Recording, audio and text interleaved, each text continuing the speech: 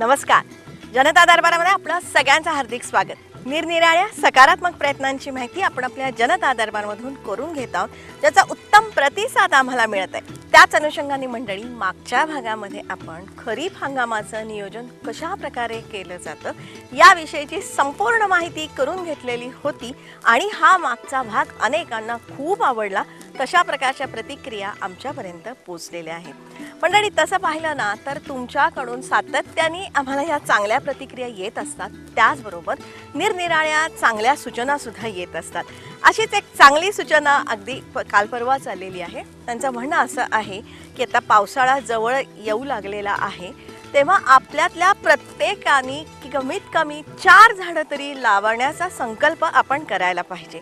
अतिशय सुंदर अशीच ही सूचना आहे. पण आम्ही त्याही पलीकडे जाऊन सांगतो की फक्त 4 झाडं लावायची असं नाही, आपण लावलेली ही 4ही झाडं आपण जगवायची आहेत. कारण आपल्याला सगळ्यांना माहिती आहे की हे वृक्ष किंवा झाडं असतील तरच आपलं जगणं सुकर होणार आहे. म्हणजेच वृक्षवल्ली आम्हा सोयरे वनचरे ही जी उक्ती आहे ना, ही आपण सार्थ ठरवायला पाहिजे. या झाडांच्या बाबतीमध्ये जागतिक पातळीवरची जर का आपण माहिती जर का लक्षात घेतली ना, तर ह्या झाडांचं दरडोई प्रमाण काढण्यात आलेलं आहे वेगवेगळ्या देशांचं. त्यामध्ये आपल्या भारत देशाचं दरडोई झाडांचं प्रमाण अतिशय कमी आहे. पण पहिल्या क्रमांकावर आहे कॅनडा. तर कॅनडामध्ये 8,952 इतकी दरडोई झाडं आहेत. त्याच्यानंतर नंबर आहे रशियाचा. रशियामध्ये आहे 4,461 झाडं. अमेरिकेमध्ये आहेत 716 झाडं.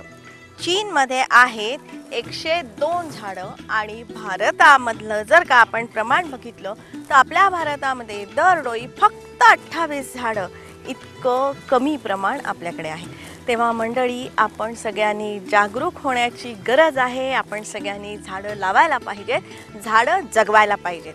आणि त्याही बाबतीमध्ये जी भराभरा वाढणारी झाडं आहेत किंवा औषधी वनस्पती असतील म्हणा किंवा विविध उपयोगी जी वनस्पती आहेत, झाडं झुडपं आहेत, याबाबतची जर का माहिती तुमच्याकडे असेल ना तर ती तुम्ही आम्हाला पाठवा.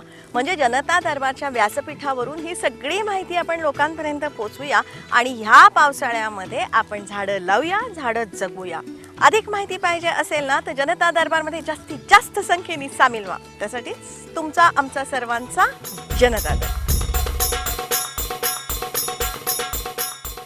जनता दरबारमधला आपला आजचा विषय खूप चांगला आहे, तुम्हाला सगळ्यांना अतिशय आवडेल असाच आहे. आपण सगळ्यांनी तो काळजीपूर्वक बघण्याची आवश्यकता आहे. मंडळी, आज आपण टंचाईग्रस्त बीड जिल्ह्याची सफर करणार आहोत आणि तिथे जलयुक्त शिवार अभियानाअंतर्गत नेमकी किती आणि कुठली कुठली कामं उभी राहिलेली आहेत हेही आपण आजच्या भागामध्ये बघणार आहोत. त्याचबरोबर माजलगाव तालुक्यातल्या दिंद्रूड या छोट्याशा गावाला आपण जाणार आहोत. हे गाव प्रसिद्ध होतं ते पानमळ्यांसाठी. आपला खाण्याचा जो विडा असतो ना, त्याचं इथे प्रचंड प्रमाणामध्ये उत्पादन होत होतं. परंतु गेले 2-3 वर्षांमध्ये जो दुष्काळ पडला त्यामुळे इथले पाणीसाठे पूर्णपणे नाहीसे झाले आणि त्यामुळे इथले पानमळे सगळे नाहीसे झालेले. पण तरी तिथे जलयुक्त शिवारची कुठली कामं झाली तेही आपण बघणार आहोत. त्याचबरोबर पानमळ्याची लागवड कशी करायची, त्याचा इतिहास काय आहे हेही आपण आजच्या भागामध्ये जाणून घेणार आहोत. त्याचबरोबर आपल्या राज्याच्या जलसंधारण आणि महिला आणि बालविकास मंत्री माननीय पंकजाताई मुंडे यांनी बीड जिल्ह्याची सध्या पाहणी केली होती. त्या पाहणीमध्ये त्यांनी जलयुक्त शिवार अभियानामध्ये नेमकं काय काय काम झालेलं आहे याचाही त्यांनी दौरा केला होता. ह्या दौऱ्यामध्ये आपण सारेजण सामील होणार आहोत. या त्यांच्या सगळ्या दौऱ्यामध्ये लोकसहभागी खूप होता. महिलांची उपस्थितीही लक्षणीय होती. श्रमदान हा महत्वाचा अविभाज्य जीवनातला घटक समजणाऱ्या माझ्या माता भगिनींनो, वडीलधाऱ्या मंडळींनो आणि श्रमदान जीवनामध्ये आवश्यक आहे हे समजायची गरज असणाऱ्या माझ्या युवा बांधवांनो, सगळ्यांना मी आपल्याला या कोरड्या नदीच्या कामाचं पहिली गोष्ट कौतुक करते. मंडळी, मागच्या पंधरवड्यामध्येच आम्ही बीड जिल्ह्याचा दौरा केलेला होता आणि त्याच वेळेला पंकजाताईंच्या या पाहणी दौऱ्यामध्ये टीम जनता दरबार सुद्धा सामील झाली होती. मी गेले 19 दिवस फील्डवर दौरा करते.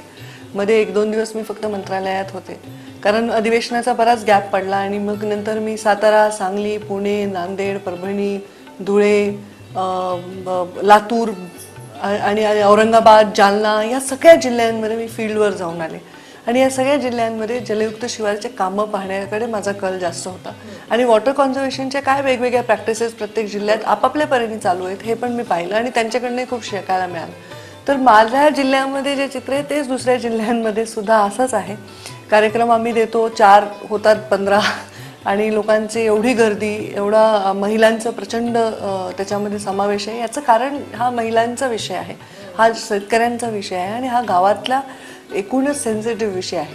त्यामुळे जलयुक्त शिवारचं मागे वळून मी पाहताना मला यश काय दिसतं हे मला माहीत नाही. मागे वळून पाहिल्यावर मला खूप परिश्रम दिसत आहेत, पण मला पुढे जेव्हा मी जाते भविष्यामध्ये, जर टाईम मशीननी पुढे जाते तर जलयुक्त शिवार एक प्रचंड यशस्वी योजना दिसते. अशा ह्या दौऱ्यांमुळे खूप चांगला अनुभव मिळतो, खूप काही वेगळं शिकायला मिळतं असं पंकजाताईंचं म्हणणं आहे. आणि त्याचबरोबर जलयुक्त शिवार अभियान ही आता लोक चळवळ झालेली आहे असंही पंकजाताईंचं म्हणणं आहे. योजना ही चळवळ झालेली आहे आणि तुम्ही स्वतः आज माझ्यावर दिवसभर आहात, तुम्ही दुसऱ्याही जिल्ह्यात एक दिवशी येऊन अनुभव घ्या. लोकांनी सोमोटो जे काम केलंय, म्हणजे अशा भयंकर दुष्काळी परिस्थितीत लोकांनी स्वतःच्या खिशातून पैसे देऊन काम केलंय. काही ठिकाणी पैसे नसतील तर श्रमदान केलेलं आहे आणि ही फार मोठी म्हणजे मला वाटतं एक मिळकत आहे या योजनेची, त्याच्या विश्वासार्हतेची. टीका करण्यापेक्षा शासनाच्या योजनांवर विश्वास ठेवा. आता लोकांनी शासनाच्या योजनांवर विश्वास ठेवून त्याचा भाग बनावा आणि गव्हर्नमेंटवर टीका करणं हे खूप सोपं आहे किंवा यंत्रणेवर टीका करणं हे खूप सोपं आहे आणि आपल्यापेक्षा जे थोडे मोठ्या उच्च पदावर त्यांच्यावर टीका करणं खूप सोपं आहे. पण आपण त्या भूमिकेत जाऊन स्वतःसाठी आणि आपल्या आजूबाजूच्या लोकांसाठी काही करणं ही फार मोठी गोष्ट आहे आणि ही प्रत्येकाची जबाबदारी आहे. आपण जर युवा पिढीला अशा विचारांकडे घेऊन गेलो तर फार मोठं एक शस्त्र युवा पिढीचं आपल्या देशाचं निर्माण होऊ शकतं. दुसऱ्यांवर ढकलण्यापेक्षा जबाबदारी स्वतः स्वीकारायची जी भूमिका आहे. त्यामुळे योजनांवर विश्वास ठेवणे. मंडळी, या बीड जिल्ह्याच्या दौऱ्यात असताना आम्ही राडी तांडा ह्या वस्तीवर गेलो होतो. तेव्हा तिथल्या महिलांनी सुंदर नृत्य करून आमचं स्वागत केलं.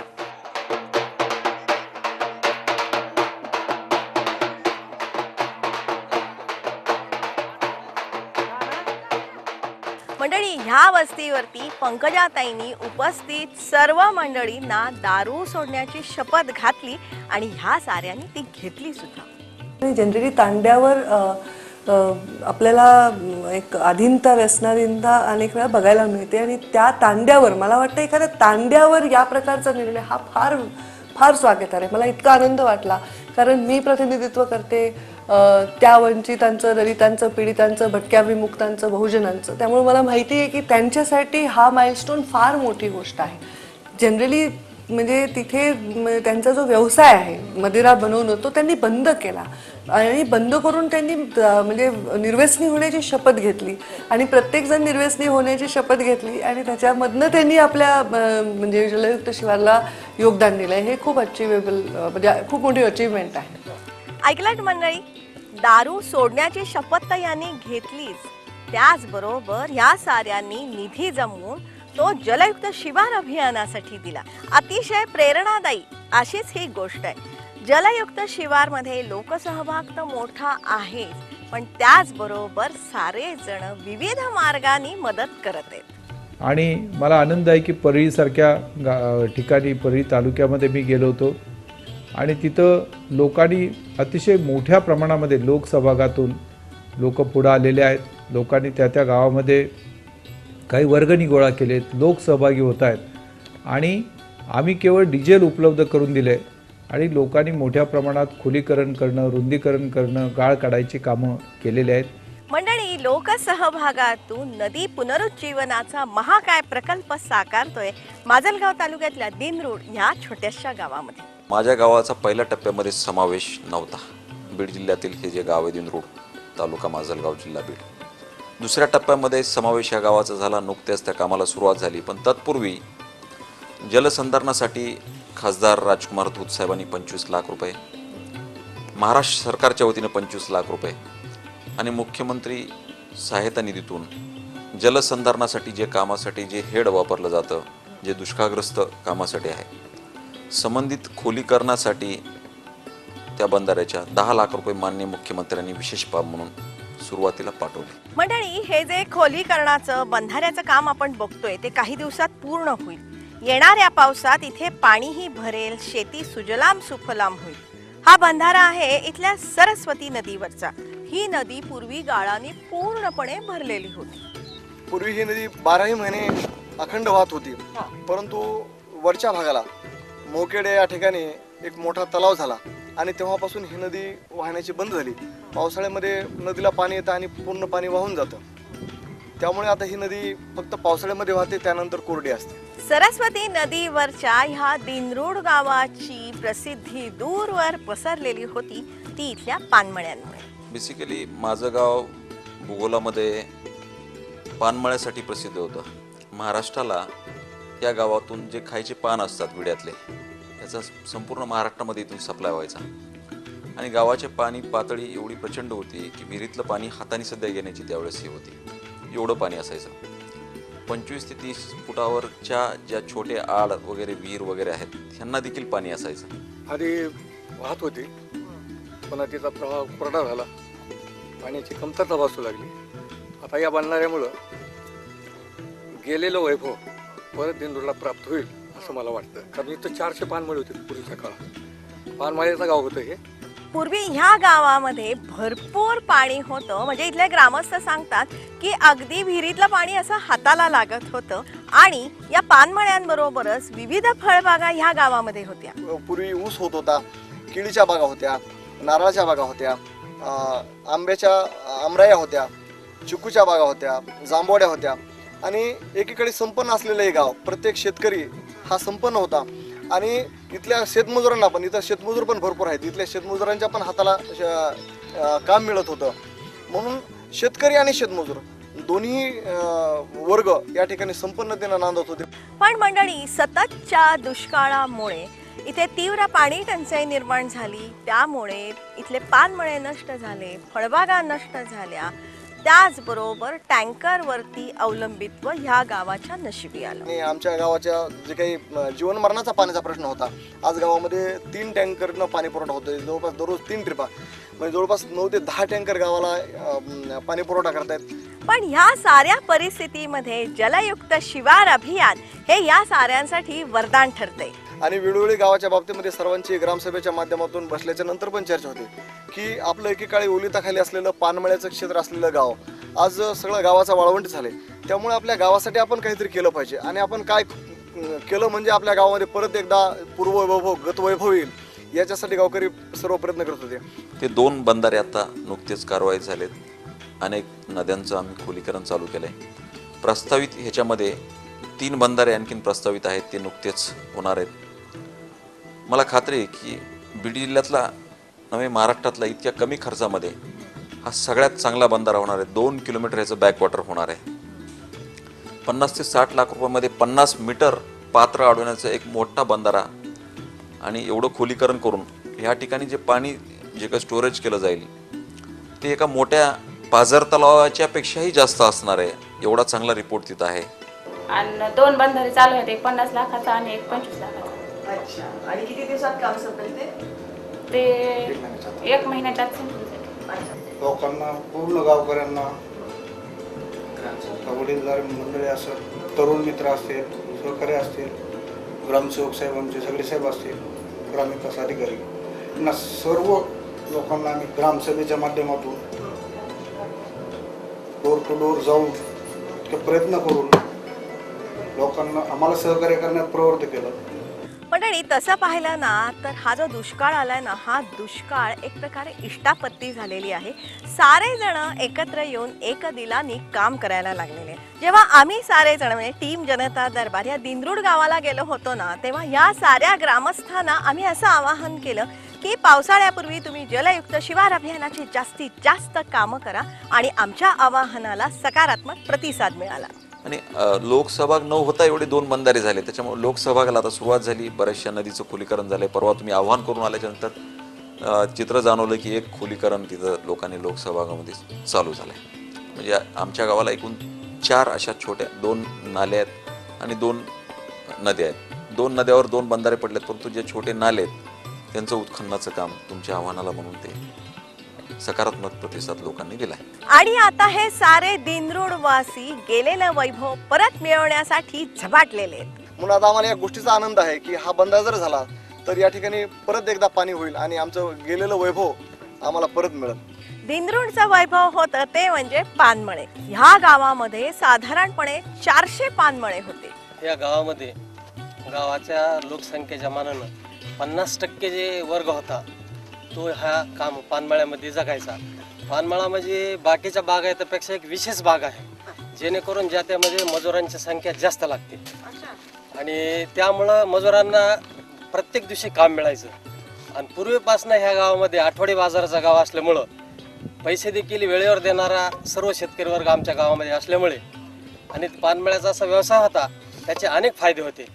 त्याच्यामध्ये जे काही झाडं लावण्यासाठी वृक्ष लावलेले असतात छोटे छोटे, त्याचा पाला जनावरं खात होते, जेणेकरून बैल असतील कामासाठी, काही पाळीव प्राणी असतील त्यांना तो पाला खाण्यासाठी चारा म्हणून वापरात येत होता. त्याच्यानंतर जो खाली पडलेला काही पानांचा कचरा आहे तो कंपोस्ट खत होत होता त्याच्यामध्ये ॲड. आणि अशा प्रकारे नंतर मळा तोडल्यानंतरही ती लाकडं विकल्या जात होती. म्हणजे टोटली त्याच्यातून पूर्णपैकी कुठल्याही परिस्थितीत पैसाच मिळत होता. मंडळी, आपल्या संस्कृतीमध्ये विडा असेल किंवा पान सुपारीला अनन्यसाधारण असंच महत्त्व आहे. आपल्या अगदी प्राचीन संशोधनामध्येही पानाचा उल्लेख आढळतो. आयुर्वेदामध्ये पान किंवा तांबूल खाणं हे आरोग्यास उपयुक्त आहे असं सांगितलेलं आहे. हे पान असतं ते नागवेलीचं. आपल्या देशामध्ये पान खाणं ही फार मोठी बाब आहे. पानाला चुना लावून काच, सुपारी, लवंग, बडीशेप, वेलदोडा, कापूर, जायपत्री इत्यादी विविध 13 पदार्थ त्यात घालून जो विडा तयार करतात ना, तो 13 गुणी असतो. आणि याचा उपयोग पचनक्रिया सुधारण्यापासून डोकेदुखी असेल, मज्जाविकार इत्यादी विविध रोगांवर होत असतो. अर्थात तंबाखू मिश्रित पान खाऊन जर का त्याचं व्यसन केलं तर कॅन्सर सारखा घातक रोग होऊ शकतो, हेही आपण सगळ्यांनी लक्षात ठेवण्याची गरज आहे. पण तरीही पानाचं महात्म्य खूप आहे. भारतामध्ये सुमारे 1.5 ते 2 कोटी लोक पान खातात. 3 ते 4 कोटी रुपयांची पानं आपण निर्यातही करतो. त्यामुळे पानमळ्यांच्या लागवडीमुळे आपल्याला भरपूर उत्पन्न मिळू शकतो. त्यासाठी नागवेलीची किंवा पानमळ्यांची लागवड कशी करायची हे या दिनरूडच्या ग्रामस्थांकडूनच आपण जाणून घेऊया. सुरुवातीला असा साधारण 3 फूट आणि असा 2 फूट एक अंदाजे एक वाफा तयार करायचा, त्याला बंद करायचे 4 एकूण 4 आणि त्याच्या पोटाला असणारं खोदायचं आणि खोदून असे इतकाले जे वेलीचे शेंडे आहेत ते शेंडे असणारे त्याच्यामध्ये बसवायचे, जमिनीमध्ये गाडून घ्यायचे आणि नंतर लागलीच पाणी द्यायचं. अशा पद्धतीनं एक 4-8 दिवसानंतर ती वेल वाढायला सुरुवात व्हायची आणि वाढल्यानंतर अशी एक लाकडांची लाईन लावलेली असायची, शिवरी ज्याला शेवगा म्हणतो आपण, पांघरा, आणि त्याच्यावरती ते वेली सोडायची आणि नंतर त्याचं बांधायची. लवाळा नावाचे एक बांधण्याचं त्याला गवत होतं, त्या गवतानं ते बांधित साधारणतः 7-7, 8-8, 9-9, 10-10 फूट उंचीपर्यंत ते वेली जात होत्या. मंडळी, ही जी नागवेल आहे ना, ही वेल आहे. म्हणूनच यासाठी जी जमीन असते ती पाण्याचा निचरा होणारी पाहिजे, नाहीतर ही पानं कुजून जातील. तसंच ह्या पिकाला पाणीही भरपूर लागतं. तसंच एकदा ही वेल लावली ना की 5-6 वर्ष तरी तो मळा उत्पादन देतो. बहर संपला की वेली खाली उतरवायच्या, इंग्रजी 8 आकड्याप्रमाणे आळं तयार करून त्यात दुमडायच्या, वर माती टाकून वेलीचं टोक जमिनीबाहेर तसंच ठेवायचं. त्याला पुन्हा धुमारे फुटतात.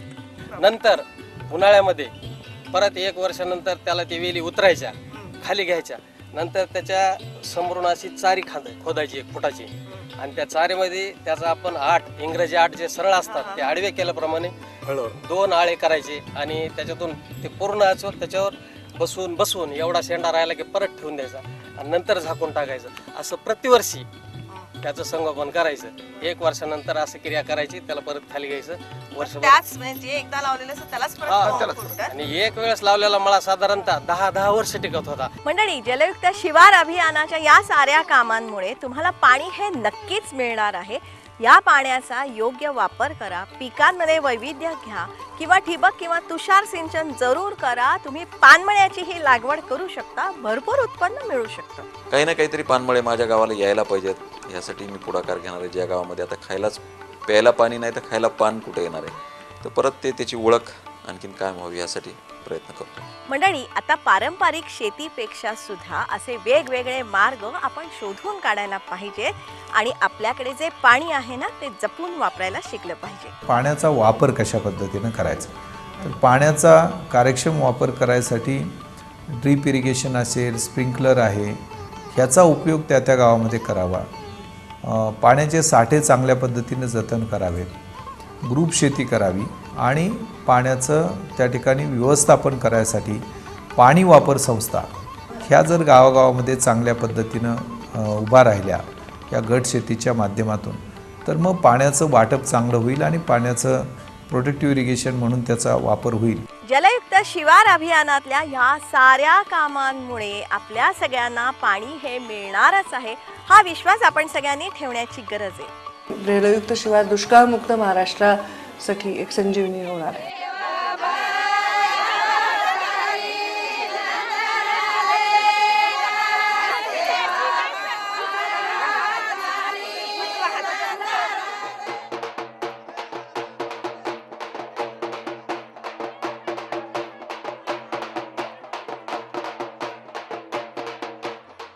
बघा मंडळी, जलयुक्त शिवार अभियानाच्या या साऱ्या कामांमध्ये समाजातले सर्व घटक आपापलं योगदान देत आहेत. अलीकडच्या काळातली ही अतिशय प्रेरणादायी किंवा आनंददायी अशीच ही बाब आहे. म्हणूनच मंडळी, आपण सारेजण एकत्र येऊया, आपापल्यातला विश्वास वाढवूया, संवाद वाढवूया, समस्या जाणून घेऊया आणि आपल्या जगण्यामध्ये ज्या ज्या समस्या येतील ना त्या सगळ्या आपण नष्ट करून टाकूया. अर्थात त्यासाठी आपण जनता दरबारमध्ये सामील होण्याची आवश्यकता आहे. त्यासाठी आमचा ईमेल आय डी तुम्ही जाणून घ्या. जनता दरबारचा ईमेल आय डी आहे janatadarbar@yahoo.in. हे तुम्ही जाणून घ्या. त्याचबरोबर आपली वेबसाईट आहे, वेबसाईटचा ॲड्रेस आहे www.janatadarbar.org. हे जाणून घ्या आणि आमच्या वेबसाईटलाही आपण भेट द्या. त्याच्यामध्ये आमचे सगळे संपर्क नंबर आपल्याला नक्कीच मिळतील. आत्तापर्यंत आपल्या सगळ्यांना माहिती झालेलं आहे की फेसबुकवरती जनता दरबारचे एक स्वतंत्र पेज आहे. हे पेज तुम्ही जास्तीत जास्त संख्येने लाईक करण्याची आवश्यकता आहे, कारण याच्यावरती आम्ही खूप सारी माहिती दिलेली आहे. तुमच्या सूचना असतील, विचार असतील, मतं असतील, प्रतिक्रिया असतील, हे सारं तुम्ही या पेजवरून आमच्यापर्यंत पाठवू शकता. जनता दरबारमधल्या पहिल्या 53 एपिसोडची माहिती देणारं एक पुस्तक आपण तयार केलेलं आहे. ह्या पुस्तकाची सगळी माहिती या पेजवर आम्ही दिलेली आहे, तीही जाणून घ्या. त्याचबरोबर सकारात्मक विचारांची आदानप्रदान करण्यासाठी फेसबुकवरती आम्ही जनता दरबारचा एक पॉझिटिव्ह ग्रुप तयार केलेला आहे. तो जर का तुम्हाला जॉईन करायचा असेल तर तशा प्रकारची रिक्वेस्ट तुम्ही आमच्यापर्यंत पाठवण्याची आवश्यकता आहे. फेसबुकवरून पाठवा. तुमच्या फोन नंबरची आम्हाला अजिबात गरज नाही आहे. त्याचबरोबर तुम्हाला आता सगळ्यांना माहिती झालेलं आहे की जनता दरबारचे 177च्या आसपास एपिसोड झालेले आहेत आणि हे सगळे एपिसोड तुम्ही पुन्हा पुन्हा बघू शकता. कुठून? तर यूट्यूबवरून, कारण यूट्यूबवरती जनता दरबारचे एक स्वतंत्र चॅनल आहे. त्याचा ॲड्रेस जाणून घ्या. janatadarbar.zd चॅनल असं तुम्ही टाईप करा आणि तुम्हाला आवडेल त्या एपिसोडचा आनंद यूट्यूबवरून आपण घेऊ शकता. लक्षात ठेवा, चांगल्यातून नेहमी चांगलंच घडतं या विचाराने प्रेरित झालेला हा आपल्या सगळ्यांचा कार्यक्रम. त्यासाठी दर सोमवारी संध्याकाळी 7:30 वाजता सह्याद्री वाहिनीवरून जनता दरबारमध्ये आपण भेटतच असतो. पुन्हा प्रक्षेपण किंवा रिपीट टेलिकास्ट असतं दर शनिवारी सकाळी 8 वाजता सह्याद्री वाहिनीवरून जनता दरबारमध्ये. जनता दरबारमधली ही जी सगळी माहिती आहे ना, ही अतिशय विश्वासार्ह आहे, वैविध्यपूर्ण आहे आणि ह्या माहितीच्या उपयोगामुळे आपल्या सगळ्यांचं जगणं सुकर होत आहे किंवा होणार आहे. हा मात्र ही माहिती जास्तीत जास्त लोकांपर्यंत पोचवा. त्यासाठी तुमचे कुटुंबीय असतील, नातलग असतील, मित्रमैत्रिणी असतील, आई वडील असतील, ह्या साऱ्यांना आपल्या जनता दरबारमध्ये सामील करून घ्या. जास्तीत जास्त संख्येने जनता दरबारमध्ये सामील व्हा. त्यासाठी तुमचा, आमचा, सर्वांचा जनता दरबार.